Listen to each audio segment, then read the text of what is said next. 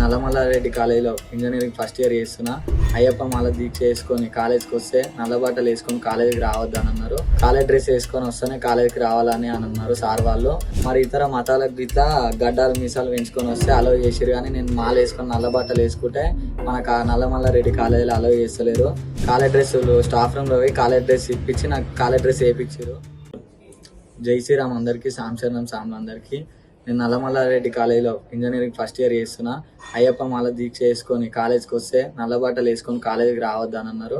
Mid exam అప్పుడు వేసుకొని వచ్చిన, కాలేజ్ డ్రెస్ వేసుకొని వస్తేనే కాలేజీకి రావాలని అని అన్నారు సార్ వాళ్ళు. మన ఇష్టం లేకున్నా కానీ కాలేజ్ డ్రెస్ వేయించారు. కాలేజ్ డ్రెస్ వేసుకుంటేనే కాలేజీ రావాలని చెప్పారు. కాలేజీ రాకుంటే ఇంటికాడ ఉంటానేమో మా డాడీ సామ్ ఫోన్ చేసి మీ సామ్ కాలేజ్కి వస్తలేడు, కాలేజ్ పంపించని అని అన్నారు.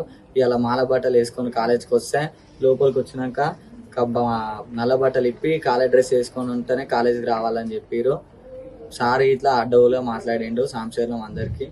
సారు నిన్ను ఎవరు రమ్మన్నాడు కాలేజ్కి, నువ్వు ఎందుకు వచ్చినావు, ఇంటికాడనే ఉండాలి, 40 మాల వేసుకొని నువ్వు ఎందుకు వచ్చినావు అని అన్నారు.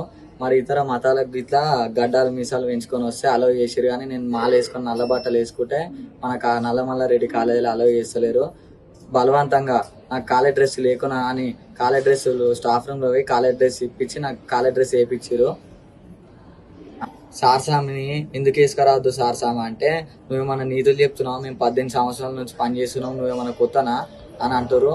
హిందూ మతాలు అయ్యప్ప మాల వేసుకొని కాలేజ్కి వస్తేనే కాలేజ్ డ్రెస్ అలో ఉంటేనే రావాలని చెప్పారు, మాల బట్టలు వేసుకుంటే అలో లేదని చెప్పారు. మరి వేరే మతస్థులు కాలేజ్కి వచ్చి గడ్డాలు పెంచుకొని వస్తే వాళ్ళకి ఎందుకు పర్మిషన్ ఉంది అని నేను అడుగుతున్నా అందరినీ. సాంశరణం అందరు రియాక్ట్ కావాలి సాంలకి సాంశరణం.